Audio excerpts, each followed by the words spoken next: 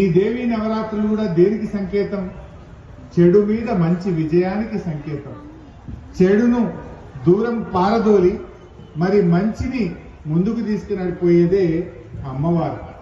మరి అమ్మవారి దయతో ఈరోజు తెలంగాణలో హైడ్రా పేరిట, మూసీ పేరిట పేదలకు నిద్ర లేకుండా చేస్తా ఉన్నారు. ఆ అమ్మవారు ఆ రేవంత్ రెడ్డి కలలోకి వెళ్లి ఇప్పటికైనా ఈ పిచ్చి పనులు మానుకునే విధంగా ఆయనకు చెప్పాలని అమ్మవారిని పేదల ఉసురు పోసుకోవచ్చు. వీలైతే పేదలకు మంచి చేయి, పేదలకు సహాయం చేయి. కానీ హైడ్రా వచ్చిందంటే శనివారం ఆదివారం పాపం ఎవరు నిద్రపోతలేరు, గుండెపోటుతో చనిపోయే పరిస్థితి వస్తుంది. నేను అమ్మవారిని వేడుకుంటా ఉన్నా, అమ్మా ఆయన కొంచెం సద్బుద్ధిని ప్రసాదించి మంచిగా మాట్లాడే పద్ధతిని ప్రసాదించమని ఆ అమ్మవారిని నేను వేడుకుంటా ఉన్నా. ఏదైనా జీవితంలో కొంతమందికి అవకాశాలు వస్తాయి, కానీ మంచి చెయ్యాలి.